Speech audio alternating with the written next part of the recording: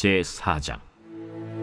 하닥이 대궐 문 앞 성중 광장에 있는 모르드게에게 이르니, 모르드게가 자기가 당한 모든 일과 하만이 유다인을 멸하려고 왕의 금고에 바치기로 한 은의 정확한 액수를 하닥에게 말하고, 또 유다인을 진멸하라고 수산궁에서 내린 조서 초본을 하닥에게 주어 에스더에게 보여 알게 하고, 또 그에게 부탁하여 왕에게 나아가서 그 앞에서 자기 민족을 위하여 간절히 구하라 하니, 하닥이 돌아와 모르드게의 말을 에스더에게 알림해 에스더가 하닥에게 이르되, 너는 모르드게에게 전하기를, 왕의 신하들과 왕의 각 지방 백성이 다 알거니와 남녀를 막론하고 부름을 받지 아니하고 안뜰에 들어가서 왕에게 나가면 오직 죽이는 법이요, 왕이 그 자에게 금규를 내밀어야 살 것이라.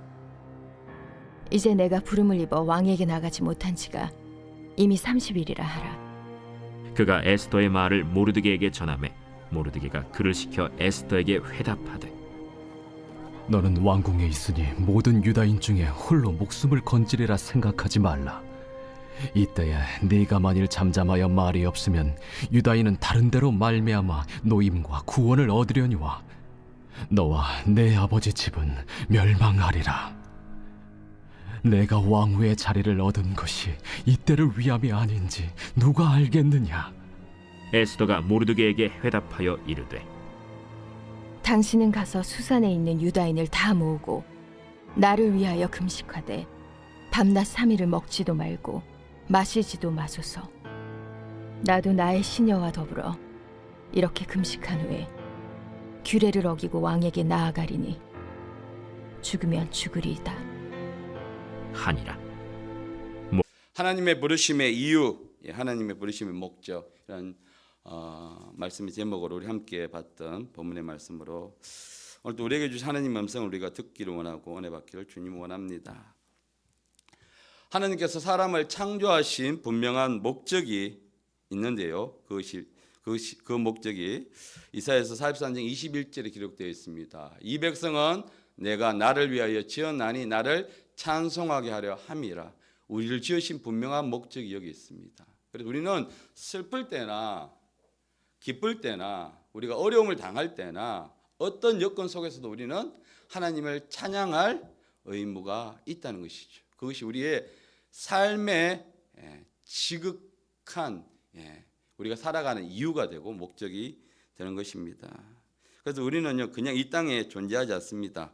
우리의 사명은 또 사도행전 1장 8절에 보면요, 함께 읽겠습니다. 오직 성령이 너희에게 임하시면 너희가 권능을 받고 예루살렘과 온 유대와 사마리아와 땅끝까지 이르러 내 증인이 되리라. 이것이 우리의 뭐다? 사명이라는 거예요. 내 삶을 통해서 내가 살아가면서 나에게 주어진 환경을 통해서 나는 예수 그리스도의 증인으로의 삶을 살아가야 된다는 거예요. 그것이 우리의 목적이 되는 것입니다.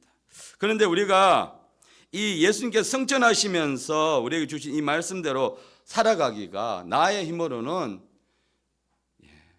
정말 힘들지요. 그리고 하나님께서 우리에게 창조하신 목적대로 살아가는 그것 또한 우리가 스스로가 하기가 너무나 힘듭니다.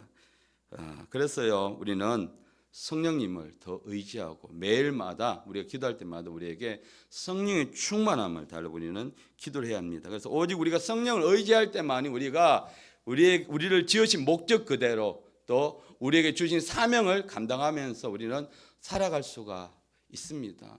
때로는 우리는 사람은요, 육신을 입고 있어서 감정의 질축이 많은데 그 감정대로 살아가다 보면 힘들 때는 찬양이 안 되고요. 또 내 삶이 어려울 때는 내 혼자 살아가기가 빠듯하니까 이 사명을 잊어버릴 때가 너무나 많다는 것이죠. 그래서 우리는 성령님을 의지하면서 그 부르심에 우리가 순종할 때에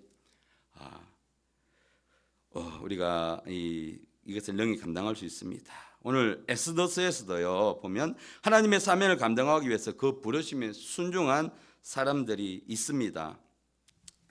지난 시간에 에스더 1장과 2장을 통해서 하나님은 모든 역사의 주관자시며 우리 삶 속에 어떻게 역사하시는지에 대해서 우리가 말씀을 통해서 보았습니다. 여러분, 세상은요, 그냥 돌아가는 것 같지만 그냥 돌아가지 않습니다. 우리는 하나님의 이 세상 운행하심의 깊은 뜻을 우리는 자세히 모릅니다. 그렇지만요, 우리가 알 수가 없지만 우리가 말씀을 통해서 분별할 수는 있다는 것이죠. 그래서 하나님이 말씀 곳곳에 너희가 날씨도 보고 이런 징조도 보고 그래서 시와 때 그 시절을 분별하라고 우리에게 말씀해 주셨습니다. 그래서 우리는요 깨어 있어야 합니다. 뭐로요? 항상 우리는 말씀으로 깨어 있어야 되고 항상 우리는 말씀 앞에 있어야 합니다. 바쁘다고 하루를 그냥 보내고 말씀을 읽을 기분이 아니고 여건이 아니라고 해서 말씀 읽지 않고 이렇게 그냥 하루 이틀 그냥 계속 하루하루가 쌓이면서 지나가다 보면 우리는 정말 말씀이 없는 삶을 살아갑니다. 그건 무엇입니까? 우리가 육신으로, 육신의 감정으로, 육신의 기분으로 우리가 살아가게 되는 것이죠. 여러분, 육신도요 잘 먹어야 건강하고 또 우리가 왕성하게 활동할 수 있고 또 우리에게 허락한 수명대로 건강하게 살 수 있듯이 우리 영도요 말씀을 잘 먹어야 말씀을 잘 우리가 상황들을 잘 분별할 수가 있는 것입니다. 자, 여러분에게 한 가지 질문을 드리자고 싶은데요. 여러분 한 주간 동안 이번 한 주를 살면서 내가 붙잡고 있었던 말씀이 있습니까? 이 말씀이 내가 하루에 그냥 몇 번씩 고백하고 암송하고 그런 말씀이 있나요? 아멘. 아무리 좋은 말씀이고 아무리 강대상에서 내가 주일날 은혜 받은 말씀이라 하더라도 그 말씀을 내 것으로 만들지 않으면요 아무 소용이 없다는 거예요. 그냥 이 교회당 문을 나가면 아니 좀 더 은혜를 많이 받는 사람은 하루 정도는 가겠죠. 그런데 하루 이틀 내가 삶을 살다 보면 이 말씀을 내가 가지고 있지 않으면은 내 것으로 묵상하지 않으면은 잃어버리게 된다는 것입니다. 그러면요, 그 아무리 은혜 받는 말씀이라 할지라도 그 말씀이 내 속에서 역사가 일어나지 않습니다. 지금처럼요, 진리가 무엇인지 정말 어두운 가운데 세상의 혼탁한 가운데 있을 때 우리는요, 무엇을 따라 살아야 합니까? 유튜브에 나오는 그 이야기들, 아니면 방송에 나오는 이야기들 아니죠. 우리는 말씀의 빛을 따라서 우리는 살아가야 합니다. 그래서 우리는요 오직 예수, 오직 말씀. 그래서 여러분 삶의 변화는 오직 말씀으로 살아갈 때 일어납니다. 기도도 여러분 내가 하게 되면 중언부언하게 되죠. 그런데 우리가 말씀을 붙잡고 우리가 기도하게 되면 바로 그 기도를 통해서요. 말씀을 붙잡고 기도하면 응답이 되고 또 역사가 일어나게 되는 것입니다. 그래서 우리가 말씀 앞에 깨어 있어서 시대를 분별하고 또 바라봐야 합니다. 자, 우리가 1장 또 에스더 1장 2장에서 하나님께서 에스더를 페르시아 제국의 왕후로 세우시는 과정들을 우리가 보았고 볼 수 있습니다.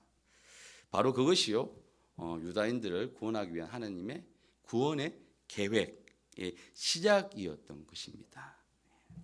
포로 출신인 사람이 다른 나라에 가서 예를 들면 우리나라 사람이 미국에 가서 대통령이 될 수 있는 확률이 얼마나 될까요?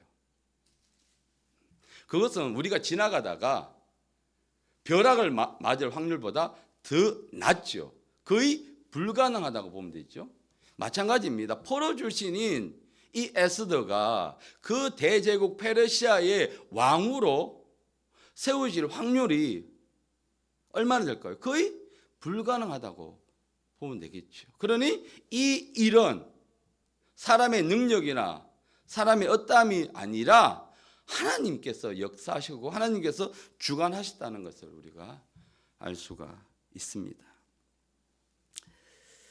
여러분 에스더가 왕후가 된 이후에 2장 마무리에 보면 모르드게가요 왕의 목숨을 구하는 일이 일어나고 그 사건이 왕중 일기에 기록되면서 2장이 마무리가 됩니다. 이 일이 나중에는요 아주 중요한 이야기 전개의 요소로 등장하는데 여러분 성경에 기록된 어느 것 하나 허투루 쓰여진 것이 없습니다. 이 에스더 같은 경우에는 마치 한편의 소설 보는 것처럼 그렇게 구성되어 있습니다. 그래서 성경은요, 세상의 어떤 책보다도 완벽하면서 가장 치밀하게 구성된 문학적 요소가 다양한 책이 바로 이 성경입니다. 우리가 오늘 이제 보게 된 우리가 함께 다뤄야 될 말씀은 3장과 4장인데요. 3장에서 이제 내용이 하만으로 인해서 유다인이 멸망을 당하게 되는 위기에 놓여 있는 이유에 대해서 3장은 이야기를 하고 있습니다. 그 이유는요, 한 사람의 욕망 때문에 그렇게 시작되는데, 이 비극이 시작되는데 바로 그 사람이 누군가 하면 하만인 것이죠. 하만은 아말렉 족속의 자손입니다. 아말렉 하면 신명기에 보면 하나님이 이렇게 말씀하고 있습니다. 함께 읽겠습니다. 너희는 애굽에서 나오는 길에 아말렉이 내게 행한 일을 기억하라. 곧 그들이 너를 길에서 만나 내가 피곤할 때에 내 뒤에 떨어진 약자들을 쳤고 하나님을 두려워하지 아니하였느니라. 이 일로 통해서 하나님께서 어떻게 합니까? 아말렉 족속을 만나면 씨도 남기지 말고 모조리 다 죽여버리고 멸망시켜버리라고 이야기하죠. 아주 유명한 사건이 있죠. 사울 왕. 그 사건을 통해서도 하나님이 분명하게 말씀하셨죠. 그만큼 이 아말렉 족속은 하나님이 멸망시키고자 하는 아주 싫어하는 족속들입니다. 그 우선이 누구냐? 하만입니다. 공교롭게도 오늘 이 하만이 또 모르드게와 함께, 유다인 모르드게와 함께 이게 사건을 전개하고 등장하는데요. 그래서 모르드게는 하만에게 앙숙이고 원수가 될 수밖에 없습니다. 자, 하만, 이 페르시아 왕인 이 당시의 왕이 아수에로 왕이 이 하만을 그 제국의 제2인자로 높여주면서요, 더 이상 올 곳 없는 이 하만의 권세가 하늘을 찌릅니다. 그러니까 밖에 나가니까 왕이 명령을 내렸기 때문에 모든 사람들이 하만 앞에 무릎 꿇고 절을 합니다. 그런데 유독 한 사람, 이 모르드게만큼은 절대 무릎도 꿇지 않고 절대 하만에게 절도하지 않습니다.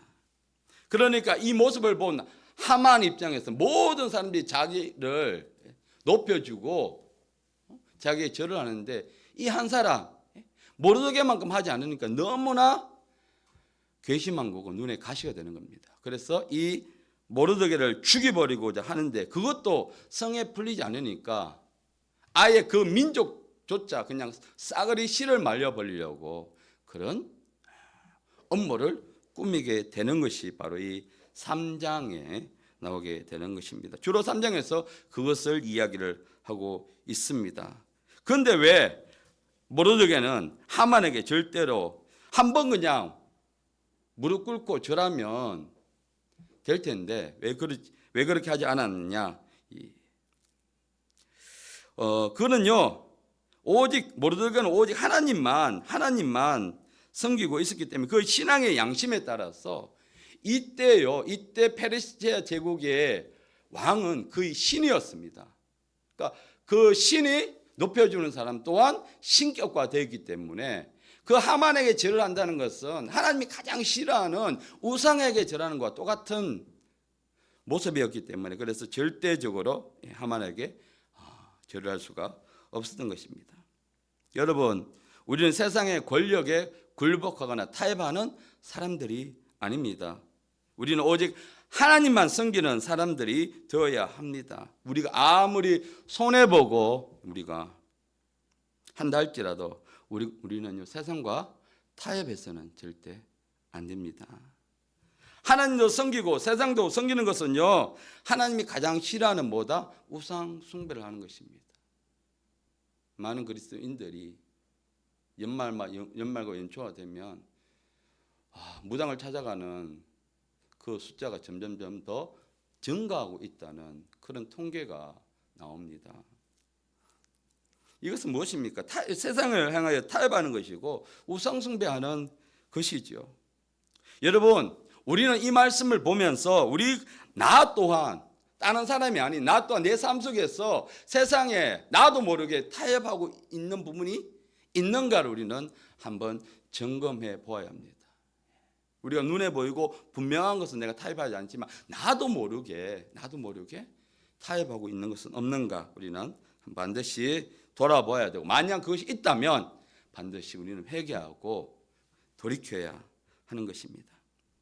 자, 이 절대절명의 위기로 인해서 아까 말씀드린 것처럼 하만은 모르드게를 반드시 죽이려고 합니다. 근데 분이 풀리지 않으니까 그 민족 족속까지는 반드시 죽이려고 6장에서 이렇게 6절에서 이렇게 3장 6절에서 이렇게 이야기를 하고 있죠. 그러니까 모르드게의 민족을 하만에게 알림으로 하만이 모르드게만 죽이는 것으로 성이 차지 않고 부족하다고 생각하기 때문에 아수에로 온 나라에 있는 유다인 곧 모르드게의 민족을 다 멸절시키고자 그가 음모를 꾸몄습니다. 여러분, 바로 이것이 유다인들에게 닥친 위기의 배경입니다. 그들이 만약에요 모르드게가 민족을 생각한다면 타협을 했다면 그가 그냥 타협을 했다면 이런 위기가 없을 수도 있었을 것이라고 생각하지만 이것은요 개인의 문제가 아니라는 것이죠. 예.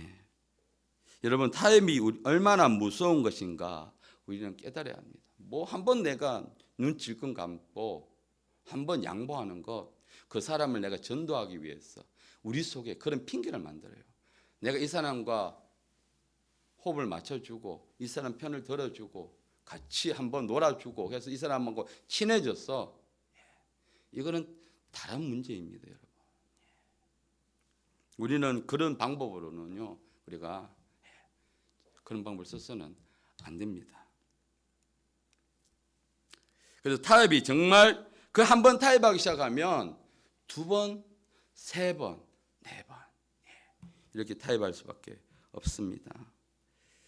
그래서 우리는요 이 순간의 타협의 위기를 모면할 수 순간의 이 타협이 위기를 모면할 수 있지만 하나님보다 세상을 더 두려워한다는 반증이 되기도 하는 것이고요. 그래서 우리는 하나님을 기쁘시게 하는 일을 우리는 그 삶을 살아야 합니다.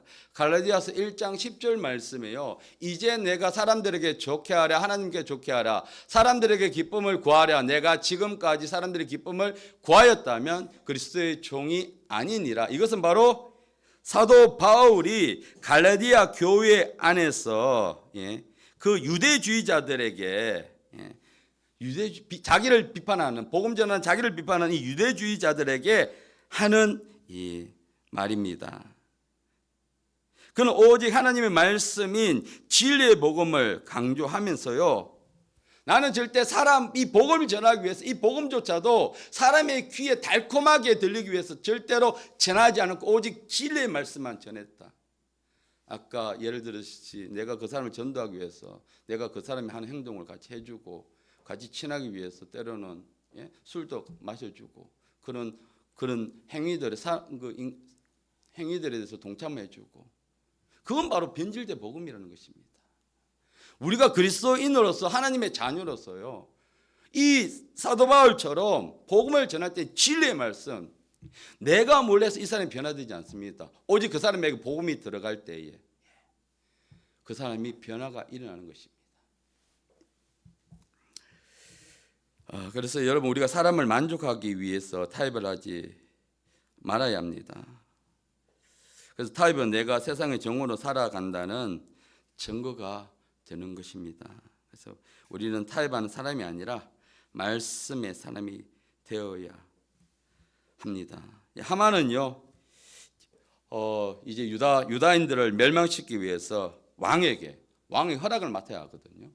자기가 아무리 이인자 할지라도 왕이 허락 없이 함부로 일을 할 수 없기에 이제 그 왕에게 뇌물을 주면서 유다인이라고 하지 않고 어떤 민족이 왕의 법을 어기면서 그렇게 한다고 둘러대면서 유다인을 몰살시키고자 하는 조서를 받아냅니다. 그래서 왕은요 하만이 준 뇌물을 받고 그 조서를 여러 민족 가운데 선포를 합니다. 이 말이 바로 4장 1절에 바로 나옵니다. 모르드게가 이 모든 일을 알고 자기 옷을 찢고 굵은 배 옷을 입고 죄를 뒤집어 쓰고 성중에 나가서 대성통곡하며 이 일이 모르드게에게 알게 되는데요. 모르드게가 그냥 선포된 조서뿐만 아니라 이 뒤에 있는 이 뇌물을 주고 이 일이 일어났다는 이 배경까지 자세히 모르드게가 알게 되면서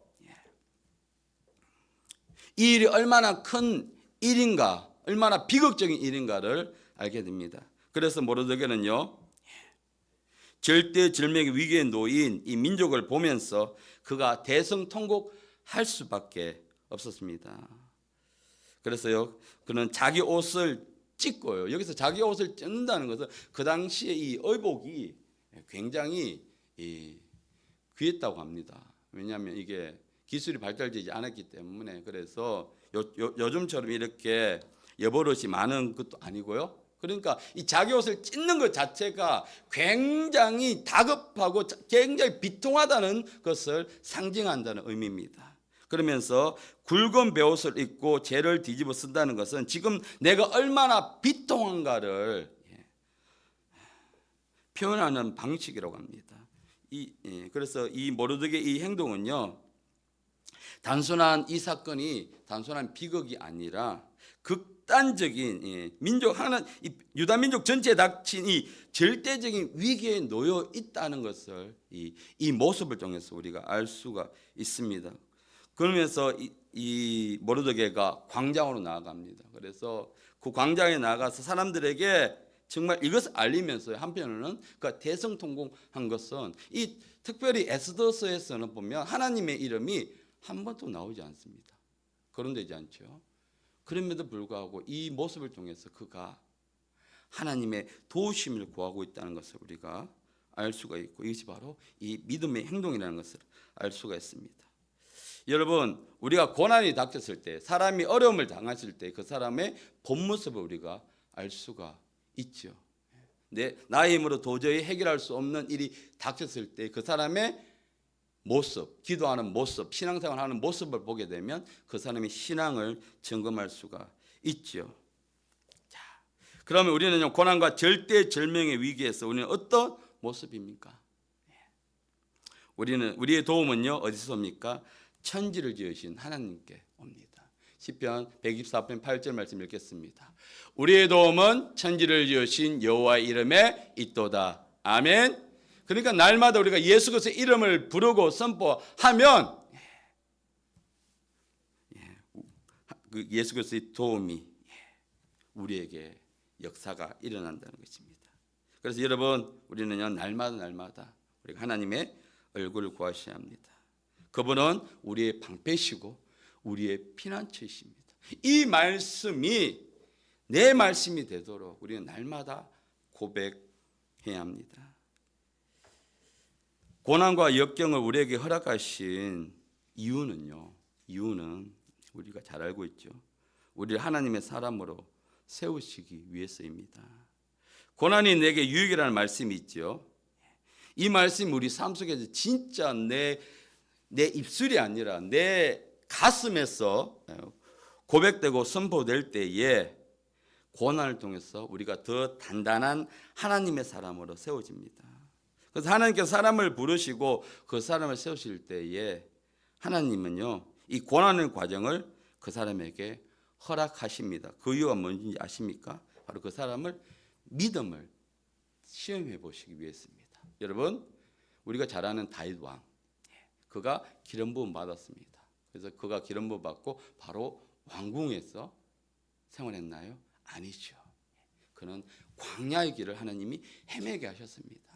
이 사울 왕을 통해서 그 광야를 헤매는 과정 속에서요, 다윗은 더 하나님을 의지하고 더 단단한 사람으로, 하나님의 사람으로 세워져 갔습니다. 그래서 더 하나님을 의지하는 왕이 되었습니다. 우리도요, 다윗처럼 고난을 통과한 후에, 아니면 과정 중에 있더라도 믿음으로 이렇게 고백할 수 있는 사람으로 세워지길 원합니다. 함께 고백하겠습니다. 시편 119편 71절입니다. 고난당하는 것이 내게 유익이라 이로 말미암아 내가 주의 율례들을 배우게 되었나이다. 이 말씀의 저자는 정확하지 않습니다. 대부분 다윗의 고백이라고 이야기를 하지만 그것도 이제 정확한 것은 아니라고 하는데, 어쨌든 우리가 이 말씀을 통해서 이 말씀이 나의 고백이 될 수 있도록, 고난 당했을 때 정말 고난이 우리에게 유익이 되기 위해서는 에스더가 모르드게에게 일어날 일들을 알아보기 위해서요, 하각을 보냅니다. 그 신하에게 모르드게는요, 유다 민족에게 닥친 위기에 대해서 아주 상세하게 설명하면서 그 조서의 초본을 모르드게에게 전달하면서 지금 이 유다 민족이 어떤 상황에 놓여 있는가를 알게 합니다. 그리고요, 유다 민족을 위해서 왕 앞으로 나아가서 왕에게 부탁하기를 요구를 합니다. 그것이 바로 8장 하반절에 나오는데요. 그에게 부탁하여 왕에게 나아가서 그 앞에서 자기 민족을 위하여 간절히 구하라 하니. 근데요, 이 에스더는요, 이 부탁에 대해서 이렇게 대답합니다. 11절 읽겠습니다. 왕의 신하들과 왕의 각 지방 백성이 다 알거니와 남녀를 막론하고 부르심을 받지 아니하고 안뜰에 들어가서 왕에게 나아가면 오직 죽이는 법이요 왕이 자기에게 금규를 내밀어야 살 것이라. 이제 내가 부르심을 입어 왕에게 나가지 못한 지가 이미 30일이라 하니라. 앞에 부분들은 왕의 신하들과 왕의 각 지방의 백성이 다 알거니와 하면서 왕이 허락하지 않고 나가면 오직 죽음뿐이라. 이까지는 팩트지요. 그게 바로 이 페르시아 제국의 법이었습니다. 그때는 아무래도 왕을 시해하는 암살 음모가 되게 많았기 때문에요. 그래서 아마 이런 법들을 통해서 왕에게 접근하는 사람들을 철저하게 단속했던 것 같습니다. 그런 배경이 좀 있는 것 같습니다. 근데 이 말을요, 자세히 보면 에스더는 자신이 왜 왕후의 자리에 부르심을 받았는지 지금 에스더는 모르고 있다는 것입니다. 여러분, 그렇게 되면 자기의 부르심의 목적을 모르는 상태면 이제 모든 상황을 어떻게 판단하느냐? 육신의 생각으로 분별할 수밖에 없습니다. 우리가 다시 한번 보시게 되면 육신의 생각은요, 하나님의 뜻에 순종할 수가 없다고 로마서 8장 7절에 나와 있습니다. 그렇죠? 육신의 생각, 하나님의 생각과 하나님과 원수가 된다고 했습니다. 그래서 하나님의 법에 굴복하지 아니할 뿐더러 할 수도 없다. 그러니까 여러분, 우리가 이 육신의 눈을 바라보게 되니까 우리가 문제를요, 이 문제 앞에서 현실을 보게 되고, 현실을 보게 되니까 무엇입니까? 두려움이 생기는 것이죠. 이 에스더도 마찬가지입니다. 내가 왕의 허락 없이 나가게 되면 죽는다니까. 그 죽음 앞에 두려움을 느낄 수밖에 없으니까 그 뒤에 뭐랍니까? 왕이 나를 찾지 않는 지가 뭐다? 30일이 훨씬 지났다. 환신일이 됐다. 그러니까 이미 이 말의 속에는 이미 이제 전에는 왕의 마음에 들어서 왕후가 됐는데 왕의 마음이 떠났다는, 30일 동안 찾지 않았다는 것은 이미 마음이 떠났다는 이야기거든요. 그러니 내가 나가도 왕이 나를 선택해 줄 리가 없다라는 현실적 두려움이 있는 것이죠. 그래서 만약 부르심을 받지 않은 자가 왕 앞에 서게 되면 오직 죽음뿐이라. 이는 두려움 때문에요. 그래서 여러분, 원수 마귀는 자꾸만 현실을 보라고 합니다. 기도할 때도 자꾸만 현실을 보라고 합니다. 너 기도하는데 이 문제 해결되지 않았잖아. 너 어떡할 거야? 그 생각이 자꾸만 더 우리가 묵상하고 생각나게 되면 점점 그 문제 때문에 두려움이 확 밀려오게 되죠. 순식간에 그 두려움 우리 마음을 사로잡게 되는 것입니다. 그러면서 기도해도 현실은 그대로고, 그러니까 뭐가 자꾸 생깁니까? 절망과 낙심이 자꾸만 생기게 되죠. 그러니까 기도해봐도 소용이 없다라는 마음에 사로잡히게 되죠. 그러고는 타협을 합니다. 여러분, 우리가 부르심의 분명한 목적을 알아야 되는 이유가 바로 여기에 있습니다. 부르심의 분명한 목적을 아는 사람은요, 현실 앞에서 두려워하거나 절대 무너지지 않습니다. 그것을 넘어가는 사람이 되는 것입니다. 그런데요, 이런 현실 앞에 두려워하고 있는 자기 부르심이 뭔지 명확하게 알지 못하는 이 에스더에게 모르드게는요, 그의 생각을 일깨워주는 말을 합니다. 여러분, 지금 굉장히 이제 여러 가지 핑계를 대면서, 사실이지만 핑계를 대면서 앞에 나가기를 주저하고 있는 사람에게, 우리가 그렇게 좌절하고 있는 사람에게, 여러분, 이 말은 자칫 비난의 말처럼 들릴 수밖에 없습니다. 너 왕궁에 있으니까 모든 유다인 중에서 너 홀로 목숨을 건지리라 생각하지 마. 그러니까 네 혼자 살겠다고, 네 혼자 살겠다고, 너만 살겠다고 몸을 그렇게 몸을 감추거나 움츠리지 마라. 이것을 자칫 잘못하면 절망 가운데, 문제 가운데 있는 사람에게 굉장한 비난의 말이 될 수가 있죠. 그런데 이 말이 어떻게 에스더를 깨워주는 말이 되었는가? 바로 그 말하는 사람의 관계입니다. 에스더와 모르드게 관계는 어떤 관계입니까? 사촌, 오빠, 동생 관계지만 모르드게가 에스더를 어떻게 키웠습니까? 자기 딸처럼 키웠습니다.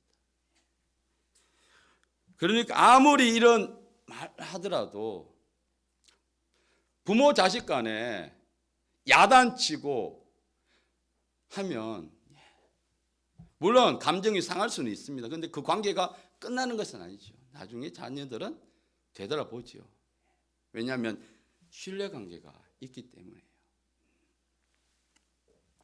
여러분, 우리가요, 이렇게 우리도 누군가에게, 그 사람이 신앙적으로 힘들어할 때 혹은 환경적으로 힘들어할 때 그 사람을 깨워줄 수 있는 말을 할 수 있는 사람 혹은 그런 관계를 가지고 있는 사람이 되어야 한다는 것입니다.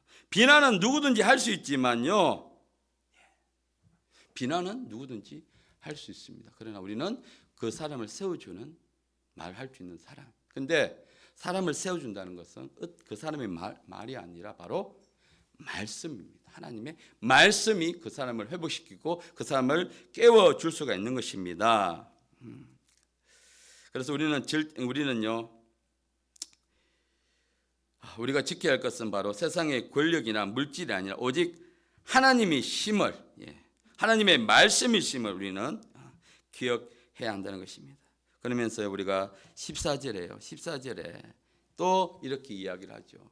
이때 내가 잠잠하여 말이 없으면, 계속해서 이제 모르드게가 망설이고 있는, 두려워하고 있는 이 에스더에게 이제 네가 왜 부르심을 받았는지, 네가 왜 왕후가 되었는지 명확한 그 하나님의 목적에 대해서 이렇게 깨워주고 이야기하고 있습니다. 내가 만일 잠잠하며 말이 없으면 유다인들은 다른 데로 말미암아 노임과 구원을 얻으려니와 너와 내 아버지 집은 멸망하리라. 내가 왕후의 자리를 얻은 것이 이때를 위함이 아닌가. 여러분, 이 말씀은요, 이 에스더서에서 핵심의 구질이라고 할 수가 있습니다. 왜 에스더가 왕후의 자리에 올렸는지, 왜 하나님이 에스더를 왕후의 자리에 세웠는지. 여러분, 여기 이때 내가 만일 잠잠하여 말이 없으면 유다인은 다른 데로 말미암아 노임과 구원을 받으리라. 정말 이 말씀을 통해서 우리는 두려워해야 합니다. 왜냐하면요, 우리가 왜 순종하는 삶을 살아야 하는가? 내가 할 수 있을 때 순종하는 것은 누구나 할 수 있죠. 그런데 내가 할 수 없음에도, 아니 내키지 않음에도 우리는 하나님 말씀에 내 생각을 쳐서 복종시키면서 그 일을 감당해야 되는 이유가 바로 여기에 있습니다. 이유가 바로 이 말씀이 그 이유가 되는 것입니다. 하나님께서 에스더를 왕으로 세우시면요, 이때 하나님의 계획에 사용하기 위함입니다. 이 유다인들의 위기 속에서 하나님의 에스더를 세워서 구원의 계획을 통해서 이 에스더를 사용하고자 하신 것이죠. 만약에 순종하지 않는다면, 여러분 보십시오. 이때 내가 만일 잠잠하면, 순종하지 않으면 말이 없으면 유다인은 다른 데로 말미암아. 하나님의 계획은 진행되고 실패가 없습니다. 단지 하나님은 내가 순종하지 않으면 다른 사람을 들어서 그 일을 계획하시고 진행시키시고 하신다는 거예요. 우리는 때로는 오해를 합니다. 하나님 안에서. 그런데요, 이 말씀의 명확한 목적이 무엇입니까? 우리가 순종하게 되면 하나님 복을 주시기 위한 기회를 우리에게 주신다는 말씀과 똑같습니다. 그러니요, 여러분, 우리가 하나님께서 어떤 일을 우리에게 시키시기 위해서 나에게 뭔가를 준비시키신다 하면 우리는 믿음으로 순종해야 합니다. 왜? 그 일을 통해서 하나님이 나에게 계획이 있기 때문에요. 그런데 우리는 내가 이 나이 아니면 내가 이 여건에 그거 못해요 라고 하죠. 오늘 우리가 이 말씀을 통해서 나의 갑자기 벼랑간에 뜬금없이 한 번도 생각하지 못한 일들을 준비하라고 또 혹은 준비하게끔 하나님이 여건을 주시고 누군가에게 통해서 하실 때 그렇구나. 그 일을 통해서 하나님이 뭔가를 하시고자 하는구나. 바로 우리가 복을 받을 수 있는 기회라는 것이죠. 내가 왕후의 자리를 얻은 것이 이때를 위함이 아닌가. 이것이 바로 에스더를 부르신 분명한 이유이며 목적입니다. 내가 왕후의 자리를 얻은 것은 바로 지금 이때.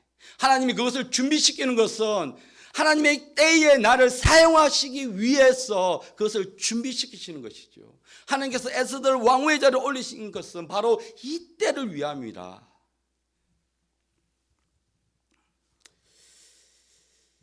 여러분, 하나님의 때에 우리가 사용되기를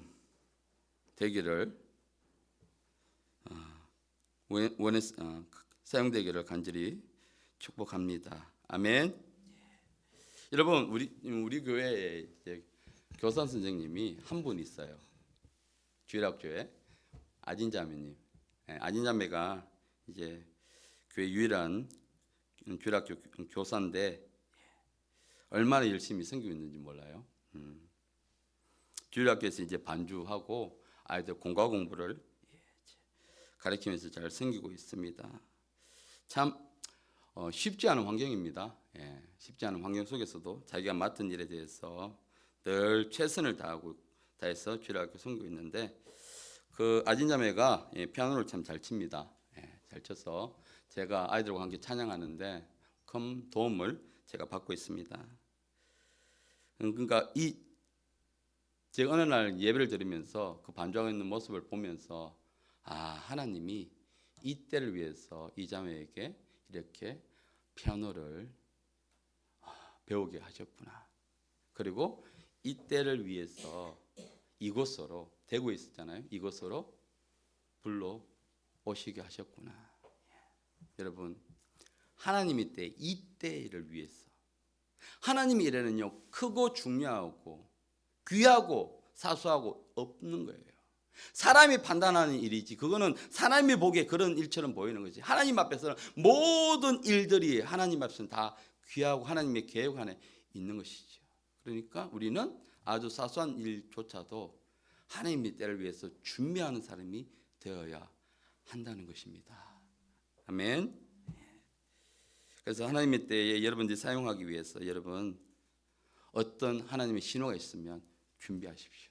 그러면 하나님이 여건을 열어주시고 물질도 주시고 하나님이 책임지십니다. 이 말, 오늘 이 말 때문에 에스더가 깨어났습니다. 그리고 그는 이렇게 고백합니다. 16절 말씀 함께 읽겠습니다. 당신은 가서 수산에 있는 유다인들을 다 모으고 나를 위하여 금식하되 밤낮 3일을 먹지도 말고 마시지도 마소서. 나도 나의 시녀와 더불어 이렇게 금식한 후에 규례를 어기고 왕에게 나아가리니 죽으면 아멘. 에스더는요 자신의 사명을 감당하기 위해서 즉흥적으로 그렇구나 하고 즉흥적으로 움직인 것이 아니에요. 뭐였습니까? 바로 기도로 충만한 기도의 시간으로 준비했고 또 자기 혼자 기도한 것이 아니라 모르드게를 통해서 그 수산에 있는 모든 유다인들에게 중보 기도를 요청했습니다. 왜요? 이거는 간단한 문제가 아니거든요. 목숨을 달려있던 이 문제이기 때문에. 그래서 우리가 여러분 우리 하나님 일을 할 때에 교회 안에서나 내 개인이나 하나님 일을 할 때 우리는 적극적인 것을 우리는 버려야 하고 충분히 하나님 앞에 우리가 기도해야 합니다. 내가 가는 길이 맞습니까, 주님? 내가 비록 하는 일이 하나님을 위해 한다 할지라도 우리는 충분히 하나님 위해서 기도를 해야 합니다. 그래서 우리가 예배 전 우리 기도를 하는 이유도 바로 여기 있습니다. 예배를 준비하면서 더 깊은 예배 안으로 들어가기 위해서. 그래서 우리 이 30분 전 예배의 가치를 우리가 좀 더 깊이 묵상하고요. 더 우리가 기도하기를 힘써야 합니다. 여러분 우리도 이 에스더와 같은 결단이 필요합니다. 지금 하나님께서 한 주간 계속해서 교회 회개의 말씀을 주셨고 회개의 기회를 주셨습니다. 그것은 뭐냐면 교회가 회개할 뭔가 있다는 거예요. 우리는 하나님을 위해서 열심히 교회가 간다고 하지만 하나님 편에 봤을 때 아니야 그거는 돌이켜야 될 일이 있어라고 하기 때문에 그 말씀 회개의 말씀을 우리에게 주셨습니다. 그래서요 여러분 정말 이 시간을 통해서 하나님의 그 회개의 강력한 영이 부어지기를 소망합니다. 그러면서 이 규례를 어기고 왕에게 나아가니 죽으면 죽으리라 이제 말씀을 마무리하면서 이 믿음의 고백과 이 믿음의 고백은요 이 절대적인 하나님을 신뢰할 때만이 가능한 것이죠. 왜? 규례를 어긴다는 것은 죽음을 의미한다는 것이거든요. 이것이 바로 하나님의 부르심의 목적입니다. 여러분 하나님은 절대로 우리를 고난 가운데 홀로 두지 않습니다. 하나님을 고난 중에서 우리를 시험하는 시간이 반드시 있습니다. 에스더에게도요 바로 이 시간이 그 에스더의 믿음을 시험하는 시간이었습니다. 이 믿음의 결단을 통해서 에스더는 이 시험을 돌파했습니다. 오직 기도만이 우리는 문제를 돌파할 수 있는 힘을 얻을 수가 있습니다. 그래서 우리에게 쉬지 말라고 기도하고 계십니다. 이제 우리가 말씀을 마무리하면서 우리가 기도할 때에 이렇게 여러분 기도해 보시길 바랍니다. 하나님 나를 왜 부르셨나요? 부르심의 목적이 어디에 있습니까? 여러분 로마서 11장 29절 말씀 함께 읽고 기도하겠습니다. 하나님의 은사와 부르심에는 후회함이 없느니라. 아멘.